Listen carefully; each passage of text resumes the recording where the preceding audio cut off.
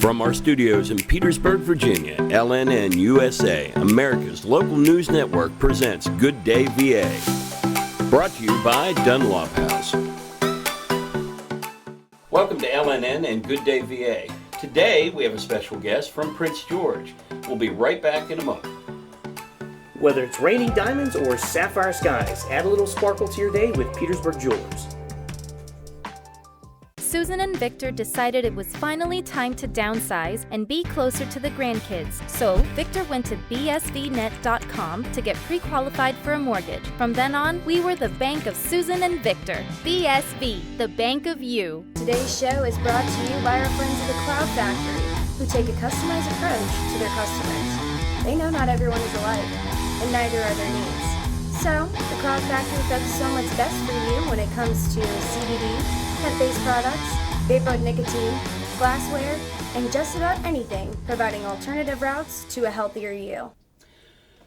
Welcome back to the Good Day VA studio. Today we are here with Jackie Lipford, which is the Prince George Public Information Official Director? Officer. Now we have an not of the law, but she can certainly get you in trouble. So, I'm not sure about that, but... Jackie, welcome to the show. It's great to have you. Thank you for having me. A lot of exciting things happening in Prince George. Definitely. Most recently, we had this little event called Best of the Best. We did. And the community at large selected Prince George as the best community to live in. And not only this year, they've I think the last 4 years, 5 years maybe. We're going to get into some genesis about you coming to Prince George, those kind of things, but the public seems to love Prince George, and even people that aren't living in it consider it a great place to live. So what do you think that highlight is, or that momentum is, that Prince George has? Well, I'm going to backtrack 1 second, because we're really proud to have that designation of best of the best. It's something that we strive to achieve as a community, as a county, as a government. I think that people really resonate with Prince George because we still have those rural roots. Mm-hmm. We're not on top of each other, and we have good schools. We have that still small town sensibility where you walk somewhere and if you don't know them, maybe you're related to someone or they're friends of a friend, and so you still have that connection with community. And so I do think that resonates a lot with our community. And then we also have a really great location. We're 2 hours to the beach, we're 2 hours to Charlottesville, to the mountains. We're a hop, skip, and a jump from Richmond, which is our state capital. A couple extra hours or a train right away, you can hit DC, even New York. And so I think it's just a really great place to be, and the cost of living is pretty reasonable comparatively. What I liken it to, it's a strange comparison maybe, but beach towns and rural communities, counties generally, there is a slower pace, and I don't mean that they're not aggressive and they're not all those fundamentals you want to see in business and other things, but it doesn't seem the pressure is as great if you're setting at life on the beach or you're setting, looking at the fields and the forest. So do you think that plays a big part into what we see with that? I do. You can drive down a Prince George County road and you're going to get stuck at some point behind a big old tractor. And you know what? That's okay. And you don't see these people just zipping around them. It's a little bit slower pace, and we take our time, and yeah, we'll get there. Well, on that topic, obviously, you were brought to Prince George. I was. So let's talk about you. Okay. Because I know how you love to talk about you. Hey, Kidding. Hey now. All right, so your origin, in essence, before you came to Prince George, what did your career look like? What were you doing? So I'm also a small town girl. I grew up on the West Coast, though. I grew up on a little island, and so this... Hawaii. It's called Whidbey Island, so it's a little close. bit, little bit north of Seattle, quite a bit smaller. Yeah. And so I understand that community living. And so West Coast kid, ended up in D.C. after college. Went to the University of Washington. We're ranked 5th right now. Go Huskies for football. Well, there's a plug for the university. We'll send them a bill later. Okay. So after college, I moved to D.C., which is where I met my husband. My husband is from Prince George, and that's kind of what inevitably over time brought us back to his hometown.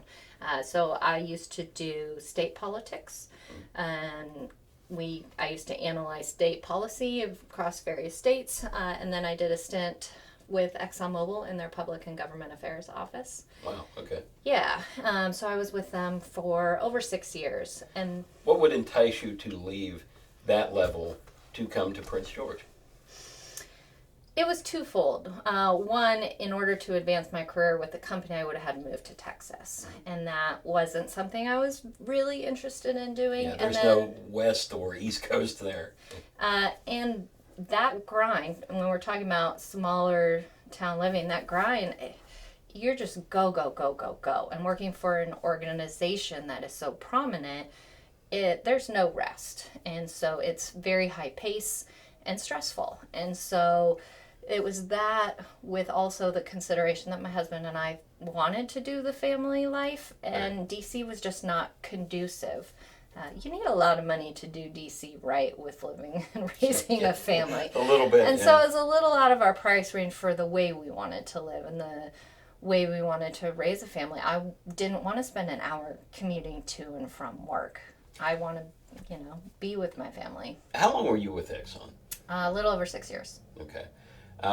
And that corporate life with a major company like that, and now compared to being with Prince George, what are some of the dynamics that you see there? There's a lot that actually aligns, because the Public and Government Affairs office in DC, a lot was relationship building. And it's building the relationships with our DC office, our lobbyists and things like that, with the federal government. And so with Prince George, in my role, I'm also trying to foster and build those relationships with the community. So if someone has a question, they know where to go and who can answer it. And even if I don't have a response right away, I would like to hope that they get that trust from me to know, hey, I'll call you back in a few minutes. I might not know, but I'll get you there. And so in that, there's a lot of similarities. Okay. Well, one of the things we can add, just with the media company, and I've been in media for some years, since you've come in, and not that it was bad before, but comparatively, it's probably one of the most transparent or easily accessible. Like, I know right now I can pick up the phone, hey, Jackie, I'm looking for this. Can you help me with this? And it's a pretty quick response to those type of answers. So I appreciate that. And that's really my goal. The Board of Supervisors in 2022 adopted a strategic plan. And one of those strategic plans was to hire what's called a PIO, a Public Information Officer. And that is me. And so one of their goals was to foster better communication with our citizens, have better messaging, consistent messaging. And so that's something I've really tried to work with across all of our social media platforms, on our website, the face-to-face, getting into the community. Yeah, I've seen you out in the community a lot. More than you, Jeff. Not to get Jeff in trouble. Jeff Stokes, the administrator, obviously, does a great job down there as well. The reason in this show we can make some of those jokes is we have great relationships with these folks, and especially Prince George. It's fantastic. Now, you mentioned something that would seem odd to some people. You said you wanted to advance your career, so Prince George was a step in advancing your career. A lot of people don't see how that can be an advancement. They think, oh, it's a rural county, it's away, but this county actually has a lot of things going on. It does. We've seen huge growth. I think it's 20% from 2010 to 2020. And so with that growth is the need to communicate with our residents. And me personally, I've always preferred to be more localized. I think you have a better impact in a smaller community, and I want to make a big impact. And so with any grand organization, you're one person in a huge cog. Right. And with a little smaller organization, I can have a bigger impact. So for me, for my personal growth, it is a step forward. And it's also a step in the direction I want to go, which is more involved in our communities. Well, it's a lifestyle step, at the same time it's a professional step. Very much so. And in the communities and cities this size, you actually have a lot of hats on, so the job never gets boring, I imagine. No, and one of the things that we're excited to be working on is our emergency communications. And so what a lot of people don't know as part of my role is to be ready if there was a train derailment, and how are we going to message the public in that situation. So one of the things that we looked at is in an emergency, how are we communicating to our residents? And we had 2 competing platforms. One of those was Code Red, and one of those was Nixle that our police department used. And so we were able to get all of the organizations together, and that being the fire department, our emergency management coordinator, our ECC staff, our police department, and our utilities department to say, hey, wait a second, can we do this better? And so in the next couple months, we're actually expanding the Everbridge Nixle system, so we'll be under one platform that will be able to disseminate information to our residents better. Well, I believe it was last year you and I were at an event. It was at a senior's home, and they were talking about a program there.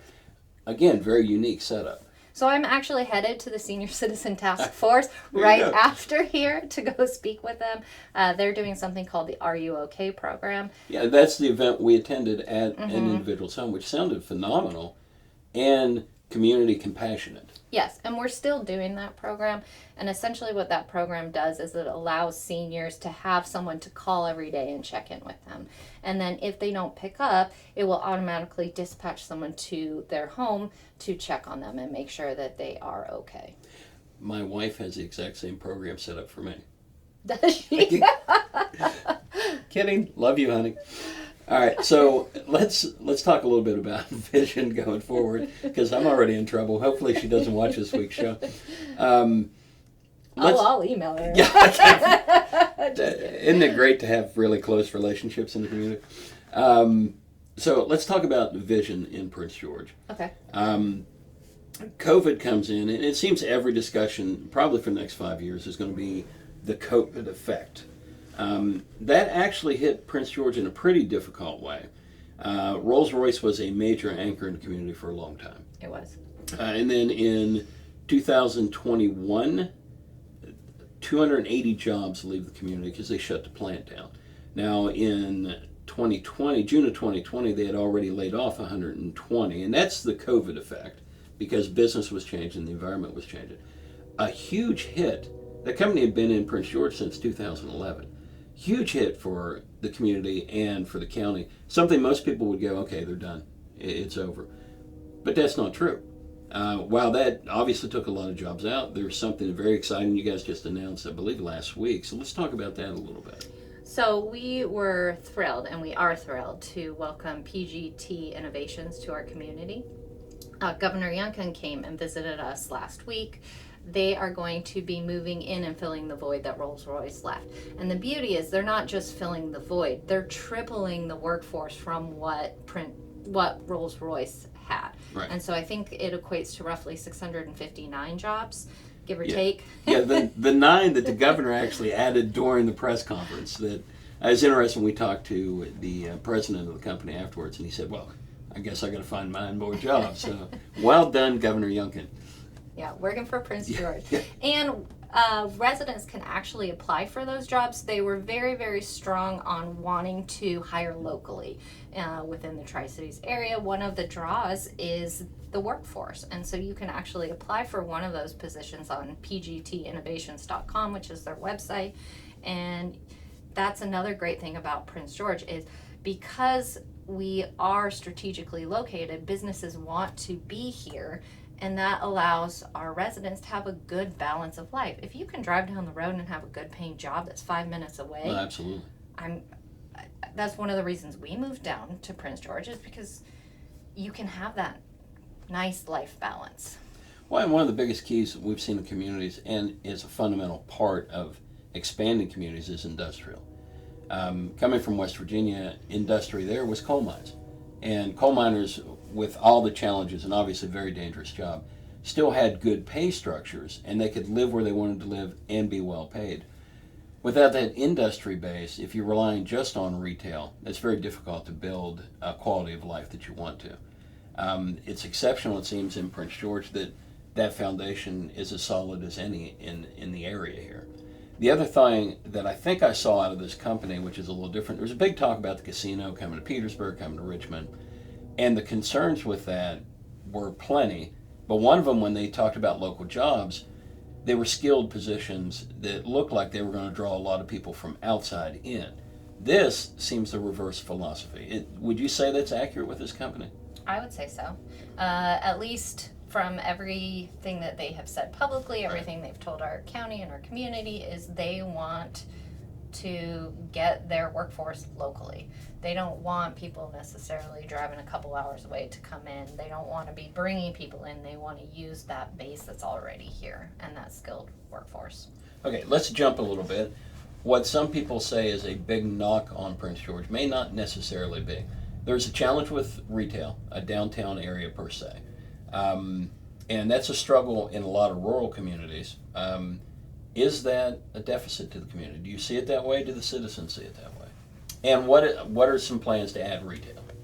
So I don't want to necessarily put words in our citizens' mouths, so I will speak to my own philosophy.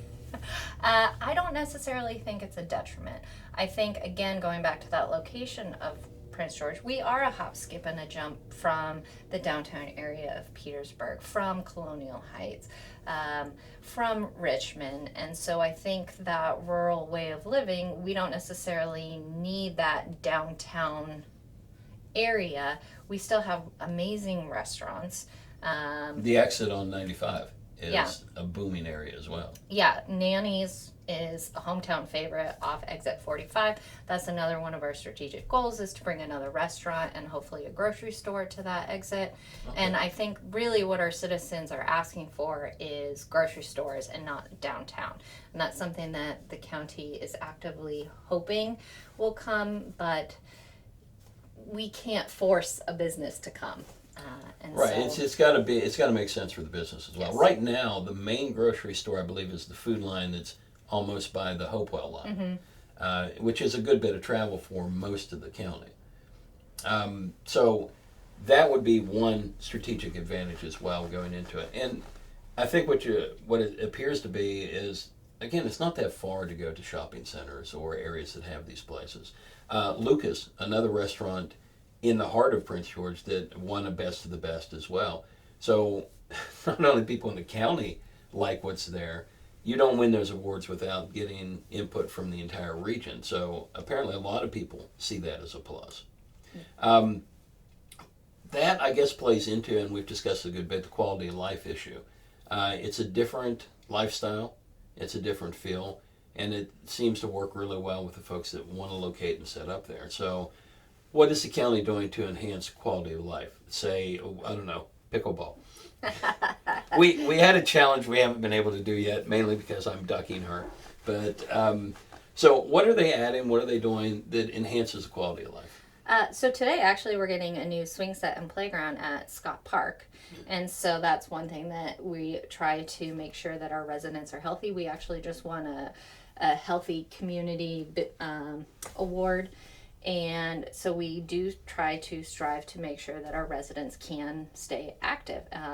An active lifestyle equates to healthy living, which is all plays into your quality of life. Was it last year or the year before that they expanded the community center that they put in?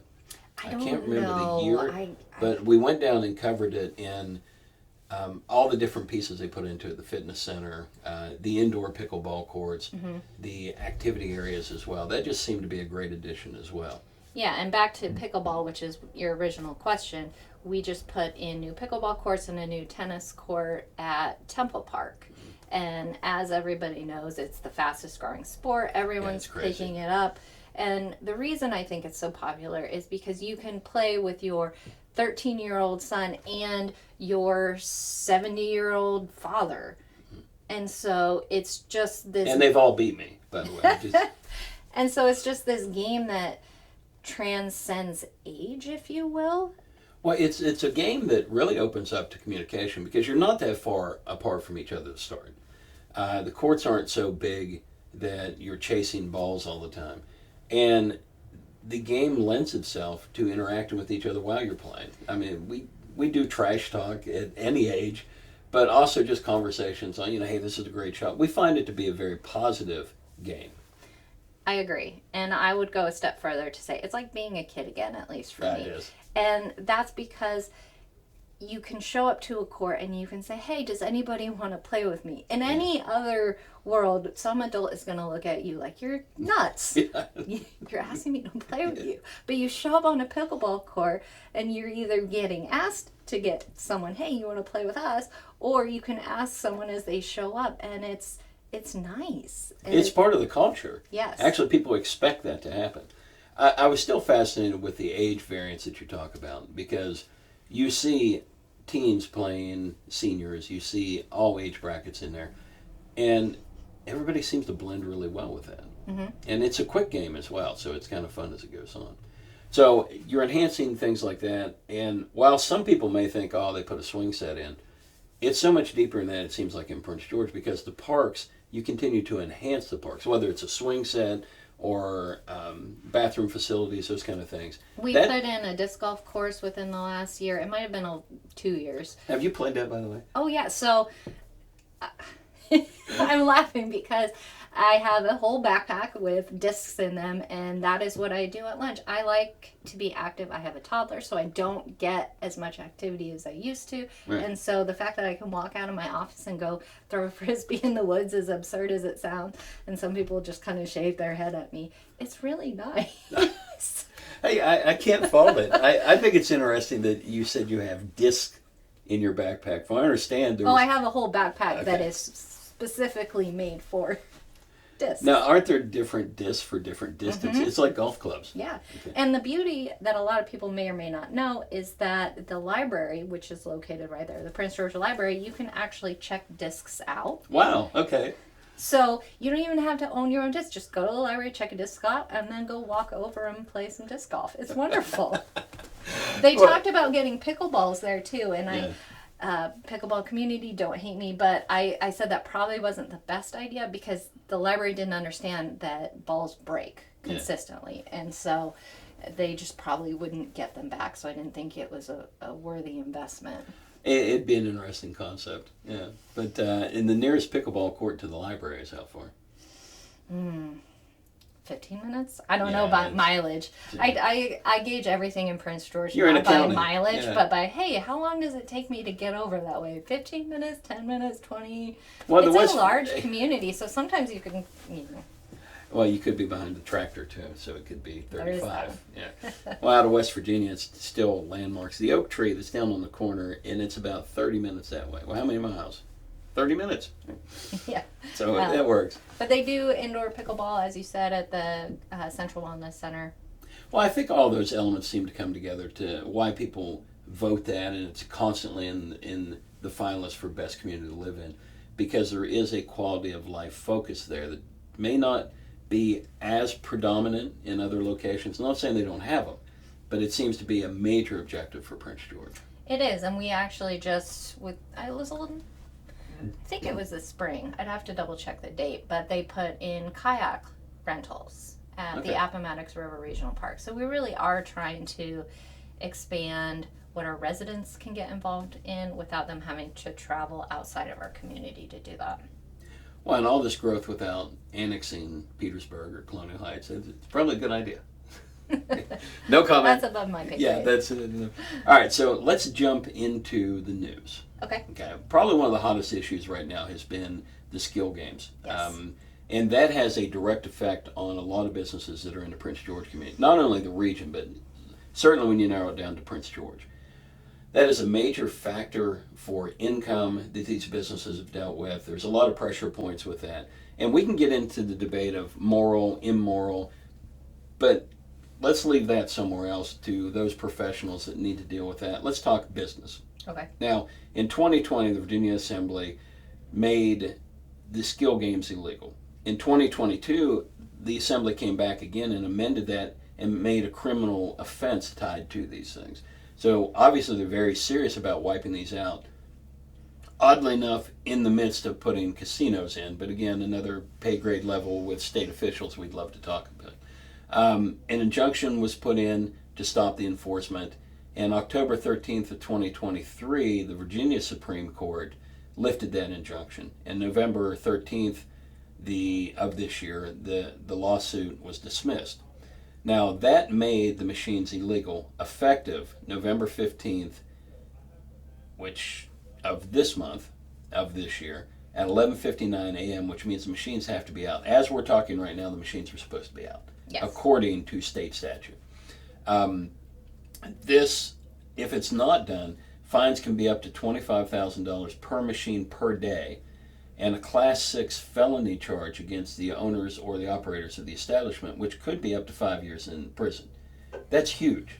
You can also, it's my understanding that if you go to one of these facilities play, and right. you play that game, that there's also potential penalties on you as the user. Yeah, and the fines I've seen on those have been up to $500. So I guess you make sure you win 1,000 and then pay the. I'm not endorsing that. So obviously, you're talking about folks who have this as a natural part of their life, and these people that play, even to the level of addiction. I get that. You have convenience store owners and business owners that operate these things that have built their payroll and their businesses on it. So there's a lot of controversy by the fact of there seems to be an extreme speed in the let's overturn this court case and get into it, which puts an unfair burden on businesses trying to adhere to the law and then step out. So Prince George has kind of taken a stance that I think is focusing on their business owners while trying to adhere to the law. So tell me a little bit about where Prince George stands on this. So Prince George released a statement on, I want to say it was Tuesday. And the statement essentially said that the Commonwealth's attorney met with the police department and they're not going to begin enforcement until December 31st. So essentially we're giving businesses some time to adhere to those changes and be a little bit understanding that this new change in law, or I guess kind of the reestablishment of a law from a couple years ago. The actual final enforcement of a law, yeah. We want to give our businesses some time to adhere to those changes, because if you're not paying attention to what the legislature is doing, what the courts are doing, it's very hard to know what's coming. And this issue has kind of flip-flopped all over the place. No, it's not okay. Oh, wait, maybe it is okay. Governor Northam, COVID years, hey, if this is going to help smaller businesses, let's not cut it right away. Let's let them have that little income. And so it's one of those, depending on the wind and your very fluid, and your representatives. And so we're, as a community, as a county, have taken this stance that we're going to be a little understanding.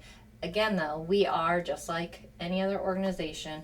We do need to follow the law as it's written. And so we may have our own personal feelings about that, but as a county, we're going to adhere to the law, but also Certainly. give a little bit of a grace period for our residents Well, to get there. In some way, don't you see that as a government's responsibility to its businesses and residents to try to make the transition as smooth as possible? Because this seems to be a very rough transition. Because a lot of folks were still waiting on the lawsuit, and that's what was supposed to happen. I believe the lawsuit was set for December 10th. So a lot of these businesses were thinking, hey, worst case scenario, I've got till the 10th. Now all of a sudden, that's wiped out. Yep. So on behalf of Prince George, I think that's admirable.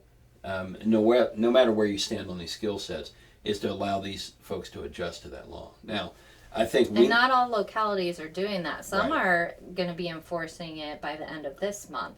And so I do think that speaks to our commitment to our community, our businesses. Oh, absolutely. That Well, we've already talked to some business owners and some in Prince George that certainly appreciate that, because they're like, Craig, look, we're going to obey the law, but it's just I've got to make these drastic changes. It's like, not to compare the two to be that drastic, but some of these businesses, it's like COVID coming in and go, okay, you can only have 3 customers come in. They're literally now looking at, I'm going to cut off part of my revenue source. And in some cases, these are 6-digit revenue sources in a business. That doesn't come from adding a bread rack in the corner. So that's a major change. However, I think we need to keep in mind that since it's a Virginia state law, while you guys are being very accommodating to help the businesses get to that place, the state, the ABC Commission, I think may have part in that, but certainly the state police could come in at any time and enforce this with any business. And that seems to be one of the gray areas people don't understand. So the concern, I guess, a little bit is, do they want to make a show of someone? Do they want to come in and do this power enforcement? And that, again, I think goes into the politics that you and I aren't going to discuss today. But it is a concern for businesses because legally, if they're caught with the machines. And unfortunately, all I can speak to is the Prince George County right. plan and response. You know, I can't speak to those state officials and what they're... Right, which is, you know, obviously, again, a challenge for our businesses to try to figure out. All right, so let's leave that note Okay. to something a little happier. Let's talk about what's next for Jackie. What's next for Prince George? What's next for me? I'm going to keep on plugging. So the more community outreach I can do, the more networking that I can do, I think will make a better community, especially with that emergency communication. So we're working on establishing some groups that maybe meet and get together in order to help disseminate information when the time comes. And it's a really interesting conversation when you think about it, is because we have 40,000 plus folks in Prince George County. But really only a small fraction of people are on each social media platform. And even a smaller fraction, if I can speak honestly, really want to have that communication with their government and engagement. They always want us to be there, and we will always be there when they need us. But people want to live their independent lives, and I understand that. And so it does become a challenge as to how do you reach people and how do you message people. And so that's something that we're constantly working to improve and tailor. And so we do everything from hard mailings with newsletters to all the various platforms. We are limited on TikTok. We can't use that platform because, again, back to the state, Right. That is considered a security issue. Governor Northam, that was one of his big pushes, to block TikTok from public platforms, so we can't use that. And that's where our younger residents really are. What about Snapchat and some of those kind of places?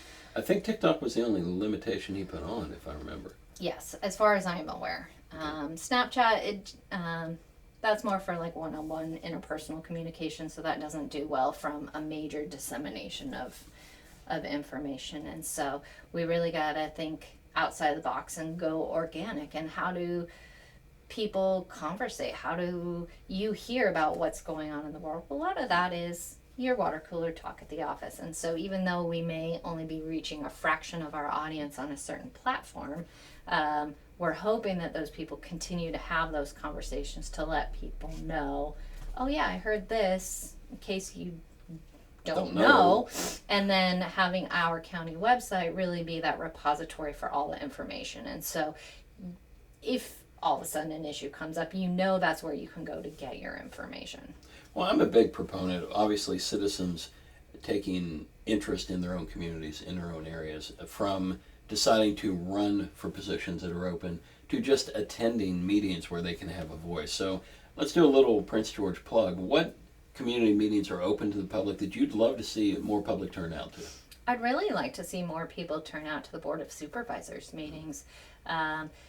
A lot of people sometimes have that idea that it's the Prince George government making these decisions. Well, really, it's our elected officials. It's our Board of Supervisors.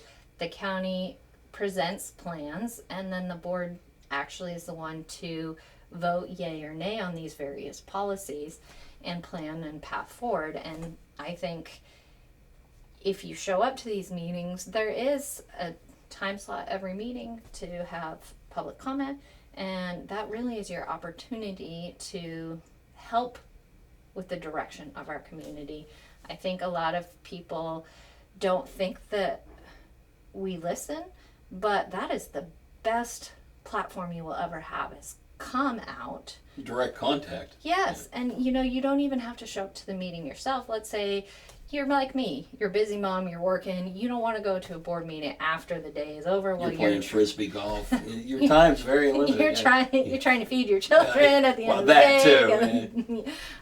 But you can also submit your comments online, and those do get recorded, and our board does take those very seriously. Well, let's hit a couple things. When does the board meet? So this month was a little wonky. They met last night, November the 15th, but they usually meet every Tuesday. Okay. And that's usually takes place depending on the schedule, 6 to 7 o'clock, depending if they have a work session, a business meeting. And where at? At the county administration building on the 3rd floor in the conference room. All right, so let's also give the website location because all that information is going to be on there as well. Yeah, one thing that we have improved upon is our search bar at the top of our county website. And so I want to push that to our residents. If you're looking for any information, the easiest way is not necessarily always to try and find the different departments, is use it like you would Google. Board of Supervisors meeting schedule, and it will pop up and you don't have to go searching the entire website for it. It's not to say that our website isn't set up so you can find that organically. But it's a quicker way to get It's just, my time is valuable, and so if I can get something quick and short to the point, that's what I'll do, and that's how I use our county website, honestly. Okay, the website address? PrinceGeorgeCountyVA.gov. Doesn't get any simpler than that. All right, any parting shots? Anything you'd like to tell the folks about Prince George? That's a loaded question. There's a lot to that answer, I get it, but I would just like to hope that our residents continue to want to be that community that we're striving for and are a partner with us in our goals to maintain that rural lifestyle, but also foster these businesses so we can live and work locally, and that we just retain that community feel. And I hope our residents agree with me on that we really are trying to be make a place. it the best of the best. Yeah.